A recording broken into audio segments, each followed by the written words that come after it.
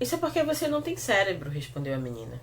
Não importa o quão triste e cinza nossas casas sejam, nós, pessoas de carne e osso, preferimos viver lá do que em qualquer outro país. Não importa o quão bonito seja. Não há lugar como o nosso lar.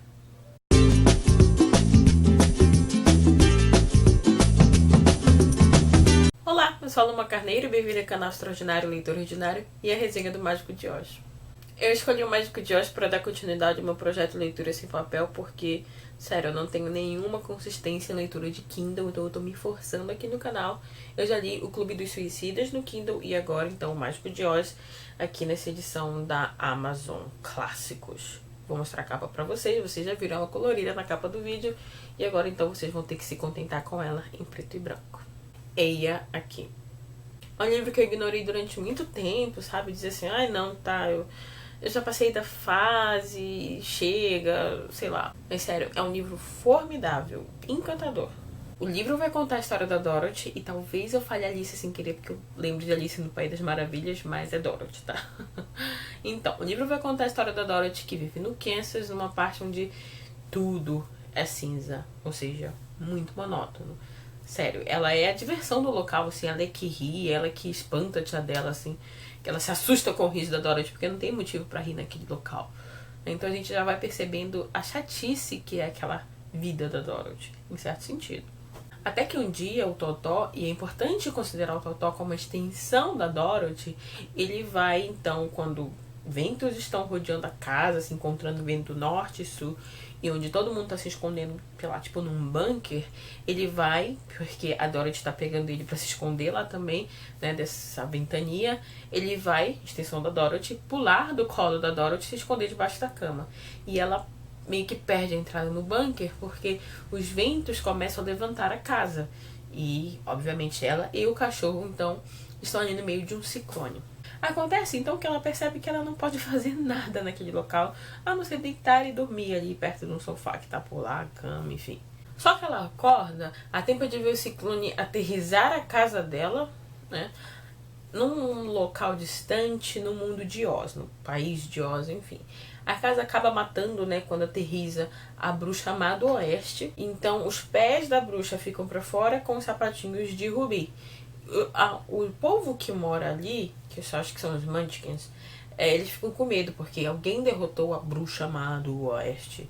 Então eles pedem pra bruxa boa do norte, se eu não me engano, vir e tentar ver qual é que é com aquela bruxa feiticeira, sei lá, muito poderosa. Quando ela descobre que a Dorothy é só uma garotinha, então os Munchkins aparecem, dizem que eram escravizados pela bruxa má do oeste, e que, enfim, eles agradecem, fazem lá tudo o que eles podem, né, pra parabenizá-la por isso.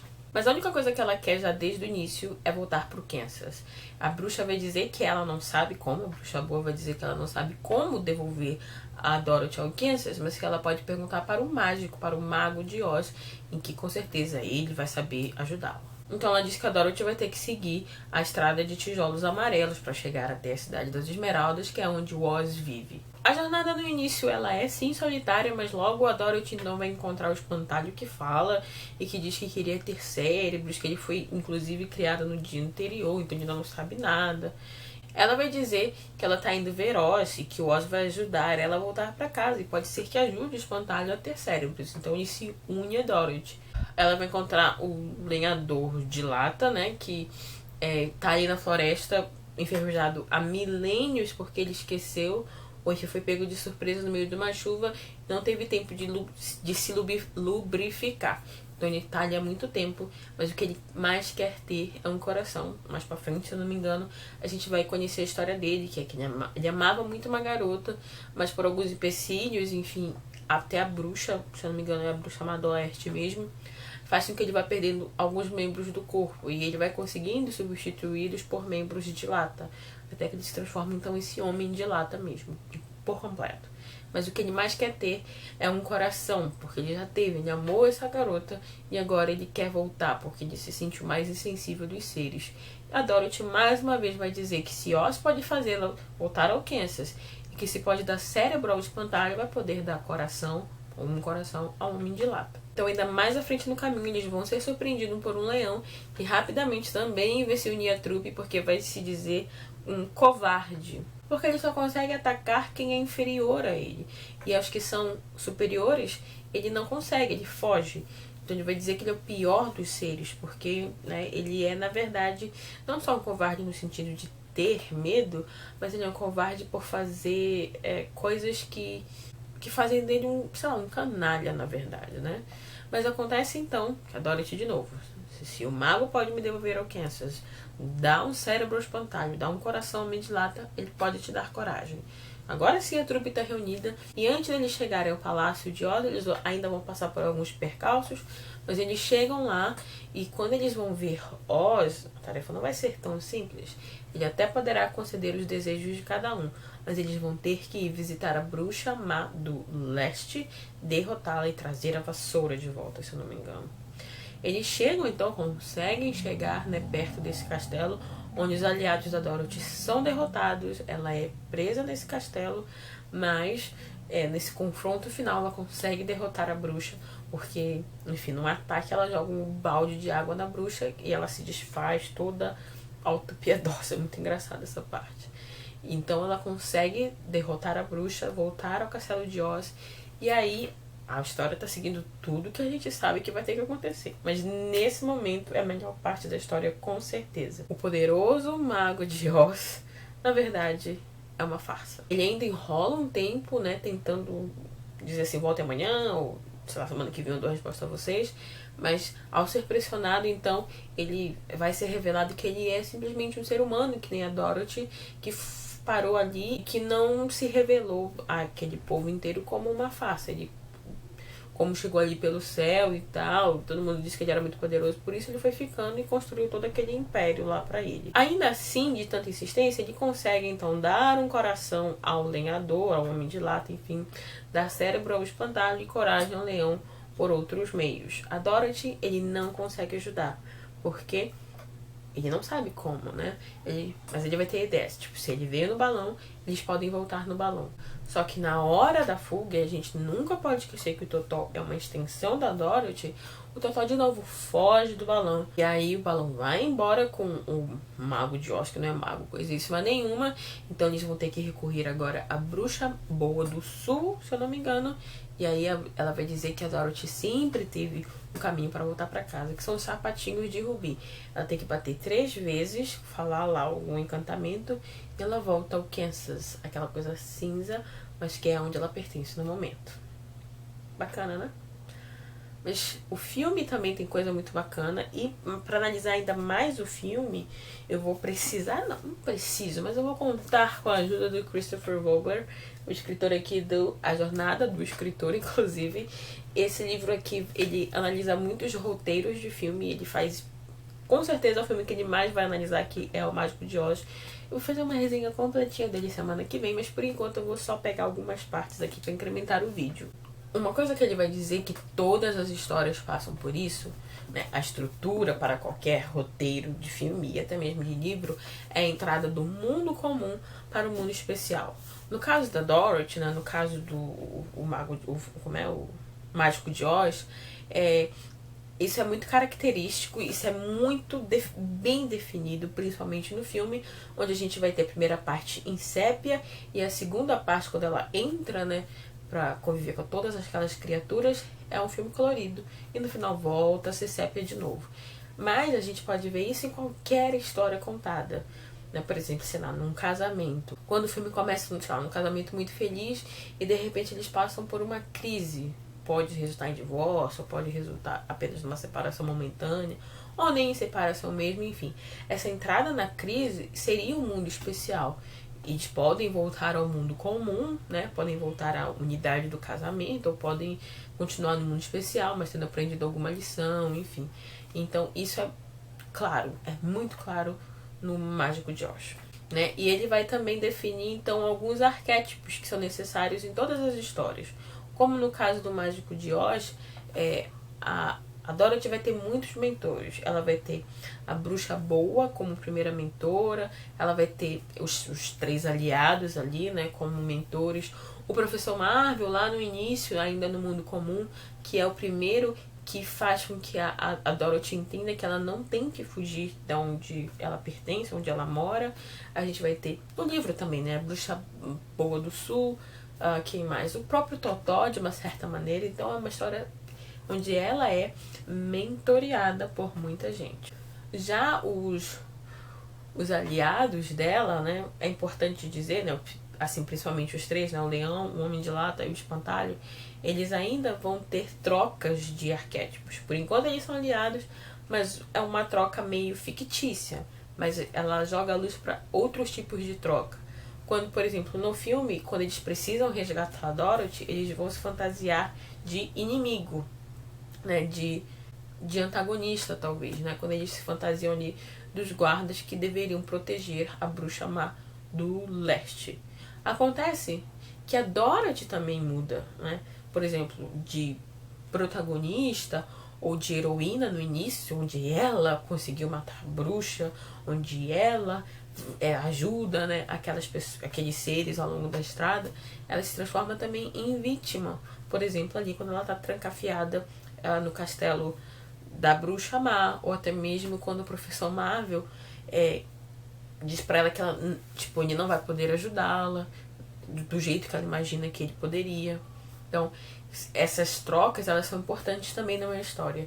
O legal desse livro, na minha opinião, é que, diferente de alguns outros livros que eu já li, eu já comentei isso num vídeo passado, é que as regras que ele te dá não são regras. Ele vai dizer, o que eu tô te dando aqui é um norte, mas o legal é você pegar essas regras, brincar, fazer a sua própria história, esticar, ver até onde dá, alternar, inverter, omitir, acrescentar. Então é muito legal essa parte mesmo. Uma coisa muito legal que ele vai dizer é que quando a Dorothy chega pra falar lá com Oz, né, que ela chega no portão da Cidade das Esmeraldas, vai aparecer a primeira aparição do Professor Marvel no Mundo Especial, né, onde ele vai ser aquele sentinela que a gente vai dizer assim, meu, só tá atrapalhando, tipo, qual a diferença entre bater e apertar a campainha, alguma coisa assim. E ele vai dizer que aquilo representa a burocracia. Que aquilo representa a burocracia da coisa, sabe? De tudo pra você falar com uma autoridade e tal. Eu fiquei assim, a gente sabe, brasileiro sabe bem como é que é isso. Mas falando ainda no Professor Marvel, na verdade a gente vai ter um espelhamento, né, dos personagens do mundo especial. Desculpa, o espelhamento dos personagens do mundo comum no mundo especial. E aí a coisa fica mais interessante ainda, porque o Christopher é tipo um fã e discípulo do psiquiatra Carl Jung. Eu acho que é Jung que fala, acho que é alemão, né? Enfim, o Carl Jung é famoso por trabalhar com arquétipos. Na verdade, ele construiu o mito do herói, né? Alguma coisa assim. Eu sou louca pra ler aquele livro Herói de Mil Faces, um dia eu lerei. Mas enfim, o que ele vai dizer é que o Carl Jung meio que definiu os arquétipos e algumas coisas, como por exemplo, partes de um ser. Então, por exemplo, o ser humano é dividido em lado masculino e feminino, alguma coisa assim. Então a senhora que quer pegar o Totó no mundo especial é a mesma que não só quer pegar o Totó e não só quer, sei lá, destruir a Dorothy, como pegar também os sapatinhos de Rubi. Essa mesma pessoa, né, é a representação enfim, Anima, que é a representação, né, do lado feminino de um ser. A gente vai ter essa representação negativa e feminina. A representação feminina negativa, então, na figura, no mundo comum, da mulher que quer pegar o Totó, e no mundo especial, da Bruxa Má. Já a representação feminina positiva seria a primeira bruxa boa, que faz com que ela entenda o que é que está acontecendo ali, onde ela está inserida, e também a última que vai realmente trazê-la de volta para casa. A gente também vai ter a representação masculina de um ser, que é o Animus. Eu acho que é assim que se fala, né? Animus. A gente vai ter essa representação do Animus na figura principalmente do Professor Marvel, que no mundo comum é um picareta, mas que ainda assim a gente percebe quanto a Dorothy acredita, né? Porque tudo que ele fala ela vai internalizando. Então já no mundo especial, o Professor Marvel ele vai representar essas figuras de autoridade. Por isso que quando ela chega no castelo, de Oz, todas as figuras que representam autoridade, que representam um certo poder, são interpretadas pelo mesmo personagem. Porque dentro do inconsciente da Dorothy, né, ela talvez esteja até mesmo procurando uma figura paterna para obedecer e para se submeter. Então a gente vai ter essa figura positiva, masculina, Animus, né, um Animus positivo do Professor Marvel, enquanto ela se submete, e também a figura positiva, negativa masculina do próprio Professor Marvel também. Enquanto ele tá ali fantasiado do grande Oz, ele vai, quando eles chegam lá, né, é fogo, é fumaça, é tudo, que talvez seja a certa repressão que uma figura paterna represente, né, que em tese é quem tem um não mais poderoso dentro de uma casa, enfim, coisas do tipo. Essa análise é muito rica dentro desse livro, é muito legal. E se a gente levar em conta, então, que o Totó é uma extensão da Dorothy, a bruxa que quer persegui-lo seria, então, a figura feminina negativa perseguindo esse lado da Dorothy, de intuição, de criatividade, de busca pela aventura. Já no final, que é uma das minhas partes favoritas, tanto no livro quanto no filme, é o reconhecimento externo, o reconhecimento alheio que o Christopher vai destacar pra gente. Numa sociedade não importa só você saber que é corajoso, mas também, não apenas também demonstrar, mas ter esse reconhecimento que parte dos outros. Tanto o espantalho que precisa de cérebro, a gente vai ver que ao longo do caminho inteiro ele é quem planeja as ações, né, do grupo. Mas mesmo assim, porque ele não tem esse reconhecimento externo, essa prova física de que ele é esperto, ele não se considera. Então o mágico consegue, né, dar cérebro ao espantalho ao entregar-lhe um certificado que garanta que ele é um super crânio, sei lá. O homem de lata que precisa de um coração, mas a gente vai perceber que ao longo da história toda ele já tem um coração, porque ele vive reprimindo as lágrimas para não chorar, para não comece a desgastar, né, e se enferrujar. Então, mas mesmo assim, nossa, tem umas cenas, se eu não me engano, eu já não lembro mais em que momento se é na partida de Oz ou em algum outro momento que, tipo, ele quer chorar, mas ele sabe que ele vai se enferrujar. Então ele fala assim: Dorothy, enquanto eu tô chorando, você pode ir me lubrificando, porque eu quero muito chorar. Então a gente percebe que ele tem um coração, só que ele precisa desse reconhecimento externo, alheio, que vai ser pela cirurgia, né, que o Oz vai fazer, que vai deixar uma marca no peito. Então olha como ele tem um coração.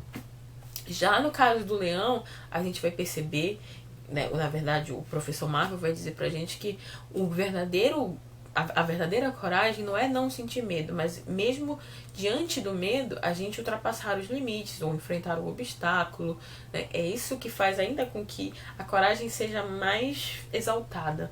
Mas mesmo assim, ele faz o leão tomar o elixir, dizendo que, nossa, os grandes homens tomaram aquele elixir. Eu particularmente gosto da inversão de valores que a gente tem aqui, porque a gente tem seres corajosos, inteligentes e emotivos de um lado, mas que não tem esse reconhecimento externo ou alheio. Do outro lado, a gente vai ter a figura de Oz, que tem todo esse reconhecimento externo, essa prova do seu poderio. Ele construiu uma cidade, ele tem um país que leva o nome dele e tudo e tal.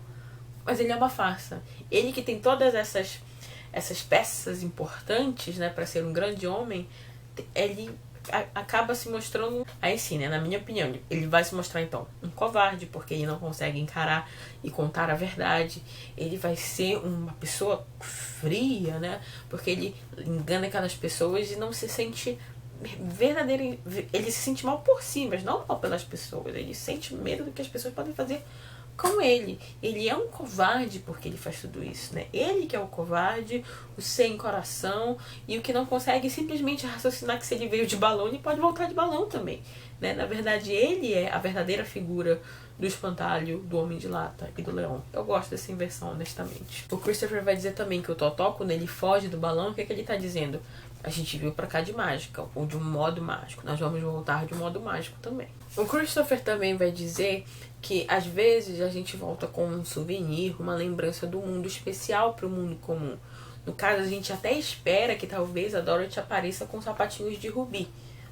No livro, eles se perdem no meio da reviravolta que faz ela voltar pro Kansas. No filme, tipo essa perda dos sapatos nem é muito destacada. A gente talvez esperasse que, sei lá, todo mundo acreditasse nela. talvez, quando você volta do mundo especial, ninguém acredite. O filme faz uma coisa que eu particularmente acho super clichêsenta, que é quando no final aparece aquela dúvida, foi um sonho ou foi verdade? Eu acho isso tão clichê e eu prefiro quando é verdade. Eu nem considero a hipótese de ter sido um sonho. Mas uma coisa que o Christopher faz no livro é dizer que, na verdade, não importa se é sonho ou se é realidade. A Dorothy, eu queria falar inglês, sair em português, enfim.